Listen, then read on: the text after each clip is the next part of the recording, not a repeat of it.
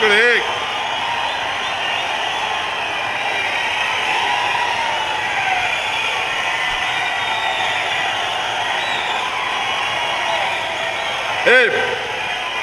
ಇಳಿಸಿ ಕೆಳಗಡೆ ಇಳಿಸಿ.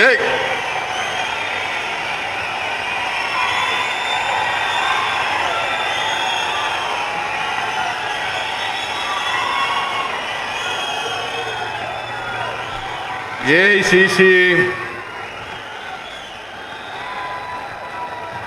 ಪ್ರಧಾನ ಕಾರ್ಯದರ್ಶಿಗಳಾದಂಥ ಕರ್ನಾಟಕ ರಾಜ್ಯದ ಉಸ್ತುವಾರಿಗಳು ಆದಂಥ ಶ್ರೀ ಸುರ್ಜೇವಾಲಾ ಅವರ ಸುಮ್ಮನೆ ಸಾಕು.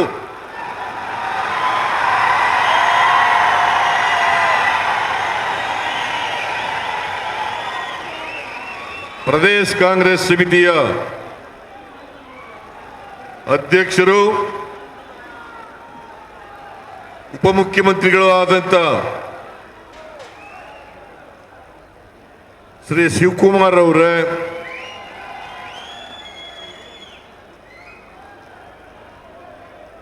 ಹಾಸನ ಜಿಲ್ಲಾ ಉಸ್ತುವಾರಿ ಸಚಿವರಾದಂಥ ರಾಜಣ್ಣ ಅವರೇ,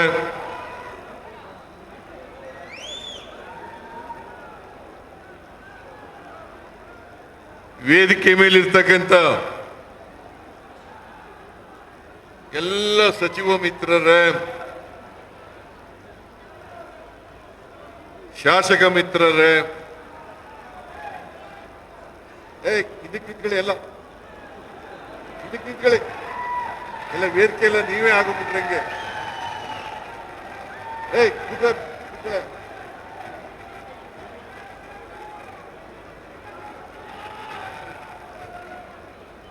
ವೇದಿಕೆ ಮೇಲಿರ್ತಕ್ಕಂಥ ಎಲ್ಲ ಶಾಸಕ ಮಿತ್ರರೇ,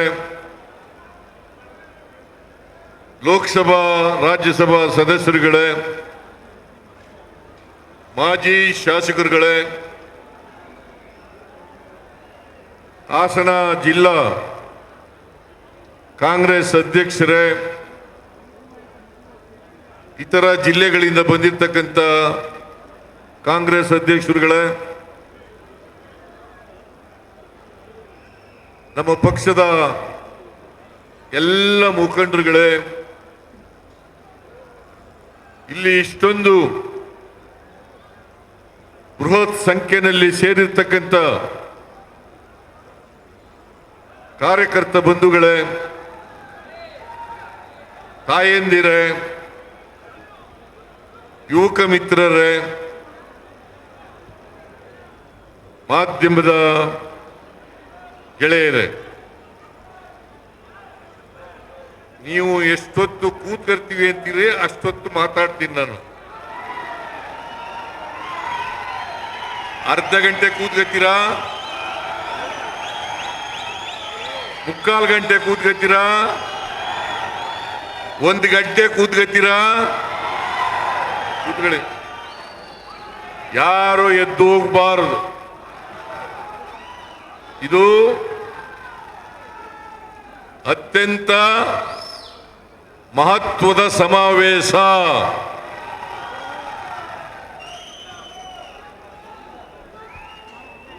ಹಾಸನದಲ್ಲಿ ಮೊದಲನೇ ಬಾರಿಗೆ ಪ್ರದೇಶ ಕಾಂಗ್ರೆಸ್ ಸಮಿತಿ ಮತ್ತು ಸ್ವಾಭಿಮಾನಿಗಳ ಒಕ್ಕೂಟ ಇದರ ಜಂಟಿ ಆಶ್ರಯದಲ್ಲಿ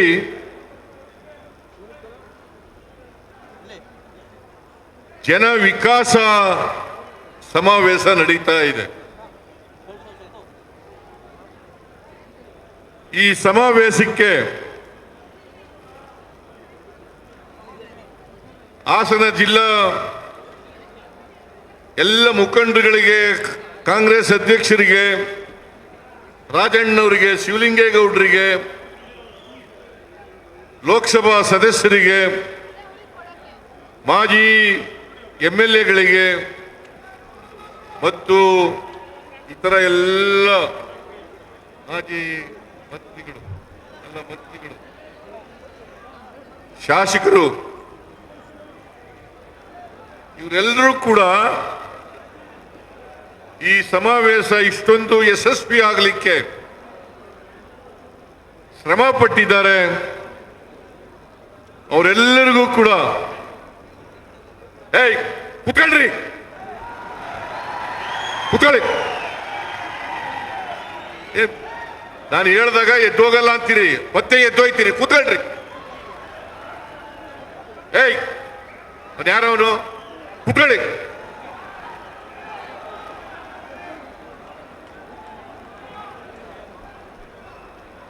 ನಾನು ಈ ಸಮಾವೇಶ ಯಶಸ್ವಿಯಾಗಲಿಕ್ಕೆ ದುಡಿದಿರ್ತಕ್ಕಂಥ ಎಲ್ಲ ಮಂತ್ರಿಗಳಿಗೆ, ಶಾಸಕ ಮಿತ್ರರಿಗೆ, ಪಕ್ಷದ ಮುಖಂಡರುಗಳಿಗೆ, ಲೋಕಸಭಾ ಸದಸ್ಯರಿಗೆ, ಮಾಜಿ ಶಾಸಕರುಗಳಿಗೆ ಎಲ್ಲರಿಗೂ ಕೂಡ ಸರ್ಕಾರದ ಪರವಾಗಿ ಮತ್ತು ಪಕ್ಷದ ಪರವಾಗಿ ಧನ್ಯವಾದಗಳನ್ನು ಹೇಳಲಿಕ್ಕೆ ಬಯಸ್ತಾ ಇದ್ದೇನೆ. ಬಹುಶಃ ನನ್ನ 40 ವರ್ಷಗಳ ರಾಜಕೀಯ ಜೀವನದಲ್ಲಿ ಹಾಸನ ಜಿಲ್ಲೆನಲ್ಲಿ ಇಷ್ಟೊಂದು ದೊಡ್ಡ ಸಮಾವೇಶ ಆಗಿರಲಿಲ್ಲ.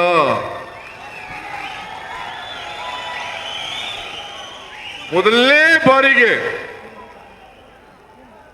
ಹಾಸನದಲ್ಲಿ ಇಷ್ಟೊಂದು ದೊಡ್ಡ ಸಮಾವೇಶ ಆಗಿದೆ.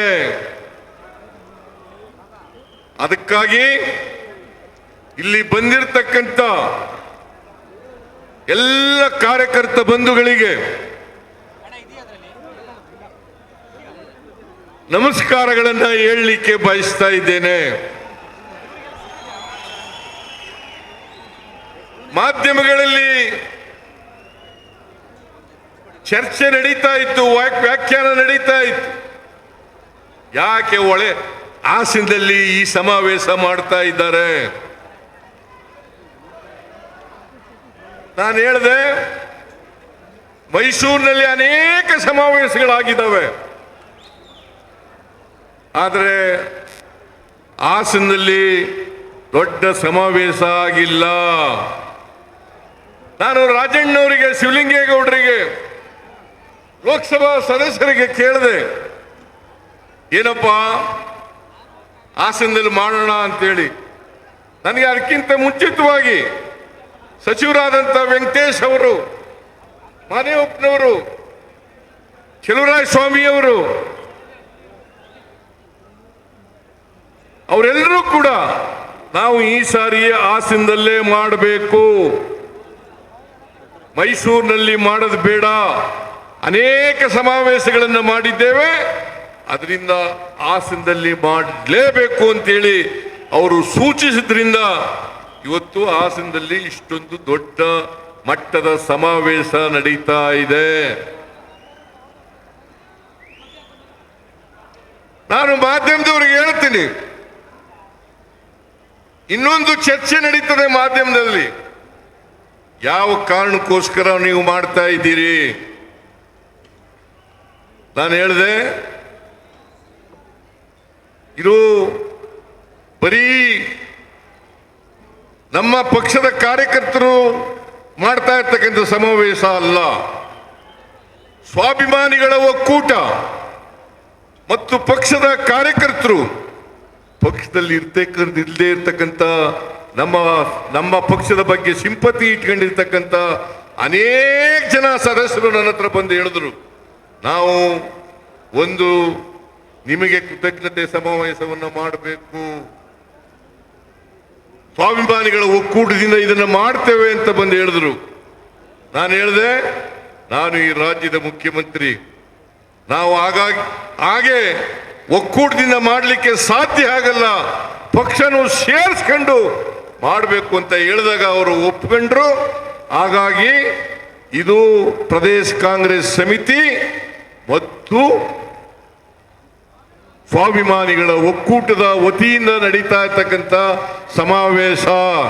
ಇದರಲ್ಲಿ ಕಾಂಗ್ರೆಸ್ ಪಕ್ಷದವರು ಇಲ್ಲದೆ ಹೋದ್ರು, ಕಾಂಗ್ರೆಸ್ ಪಕ್ಷದವರು ಅಲ್ಲದೆ ಹೋದವರು ಕೂಡ ಈ ಸಮಾವೇಶದಲ್ಲಿ ಭಾಗಿಯಾಗಿದ್ದಾರೆ. ಅವ್ರಿಗೂ ಕೂಡ ನಾನು ಧನ್ಯವಾದಗಳನ್ನು ಹೇಳಲಿಕ್ಕೆ ಬಯಸ್ತಾ ಇದ್ದೇನೆ.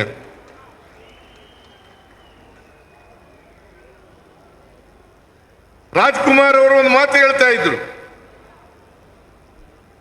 ಅದೇನಪ್ಪಾ ಅಂತಂದ್ರೆ ಅಭಿಮಾನಿ ದೇವರು ಅಂತ ಹೇಳ್ತಾ ಇದ್ರು. ಅಭಿಮಾನಿ ದೇವರು ನಮಗೆ ಮತದಾರ ಬಂಧುಗಳೇ ದೇವರು ಅಂತಕ್ಕಂಥ ಮಾತುಗಳನ್ನು ಹೇಳಲಿಕ್ಕೆ ಬಯಸ್ತಾ ಇದ್ದೆ. ಮತದಾರ ಬಂಧುಗಳು, ನಾವು 3 ಉಪಚುನಾವಣೆಗಳನ್ನು ಗೆದ್ದು, ಒಂದು ಚನ್ನಪಟ್ಟಣ, ಇನ್ನೊಂದು ಸಂಡೂರು, ಮೂರನೇದು ಶಿಗ್ಗಾವಿ. ಸಂಡೂರಿನಲ್ಲಿ ಮಾತ್ರ ನಮ್ಮ ಪಕ್ಷದವರು ಗೆದ್ದಿದ್ದದ್ದು. ಅಲ್ಲಿ ತುಕಾರಾಮ್ ಗೆದ್ದಿದ್ರು. ಅವರನ್ನು ಲೋಕಸಭೆಗೆ ನಿಲ್ಲಿಸಿದ ಮೇಲೆ ಅವರ ಹೆಂಡತಿಯನ್ನು ನಿಲ್ಲಿಸಿ ಅಲ್ಲಿ ಗೆಲ್ಲಿಸ್ತು. ಆದರೆ ಶಿಗ್ಗಾವಿನಲ್ಲಿ,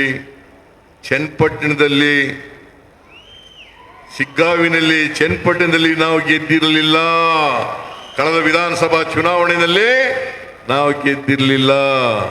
ಚನ್ನಪಟ್ಟಣದಲ್ಲಿ ಈ ಜಿಲ್ಲೆಗೆ ಸೇರಿದಂತ ಮಹಾನಾಯಕ